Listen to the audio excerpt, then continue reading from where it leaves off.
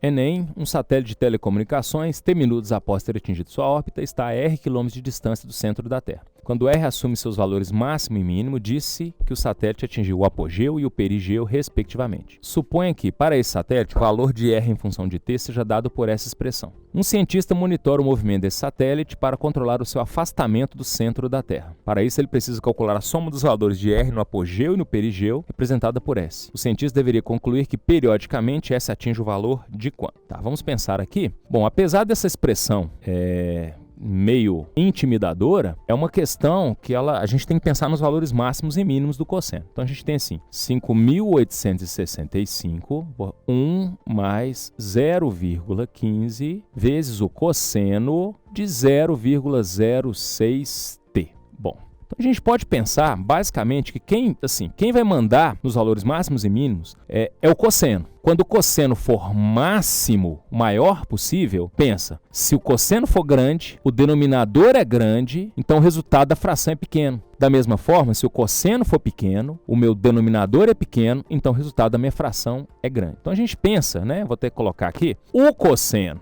de 0,06t, não importa que seja 0,06t, esse cosseno ele flutua entre dois valores extremos. Ele sempre está entre menos 1 e 1. O cosseno de qualquer ângulo está entre menos 1 e 1. Então quer dizer que o menor valor possível para o cosseno é menos 1 e o maior valor possível para o cosseno de um ângulo, o valor máximo aqui, é mais 1. Ok? Então vamos lá, vamos pensar um pouquinho. Para que eu tenha o apogeu significa que o R tem que ser máximo.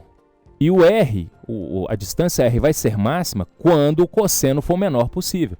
Então, R máximo implica que o cosseno, vou até colocar assim um colchete, o cosseno de 0,06t, ele tem que ser menos 1. Se eu quero que a fração seja máxima, o próprio cosseno tem que ser mínimo. Então, como é que vai ficar essa fração? Vai ficar 5.865 dividido por 1 mais 0,15 vezes menos 1, que é o menor cosseno possível, entende? Então não precisa se preocupar com esse 0,06t, não. O cosseno desse ângulo tem que ser menos 1. Então, isso aqui vai ser igual a 5.865 dividido 1 menos 0,15, 0,85. Se nós fizermos esse cálculo, nós vamos obter aqui 6.900 quilômetros. Esse é o apogeu, o maior afastamento do centro da Terra desse satélite. Da mesma forma, a gente agora vai calcular o perigeu. O perigeu, que é a distância mínima, ele corresponde à situação em que o R tem que ser mínimo, mas para o R ser mínimo, é necessário que o cosseno seja máximo. Então, o cosseno de 0,06t, ele vai ser máximo. Qual que é o cosseno máximo? 1. Entendi. Então, agora, o que eu faço, professor? É o seguinte, você vai jogar esse 1 na expressão no lugar do cosseno. Vai ficar 5.865 dividido por 1 mais 0,15 vezes 1, que é o cosseno máximo. Então, esse aqui vai ficar 5.865 dividido por 1,15. Nós fizemos esse cálculo, vai dar 5.100 quilômetros. Então, de acordo com os dados, esse é o perigeu.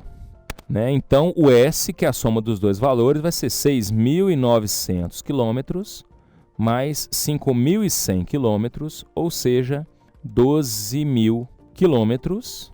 E isso corresponde à letra B de bola. Só um comentário, né? Essa questão, embora esteja correta do ponto de vista matemático, a gente pode pensar um pouquinho nesse valor aqui. Ele está um pouco incoerente, porque o raio da Terra é aproximadamente 6.400 km e o afastamento do satélite do centro da Terra está a 5.100 km, quer dizer que o satélite estaria enterrado na Terra, né? Então, tem esse problema, mas do ponto de vista matemático está tudo certo.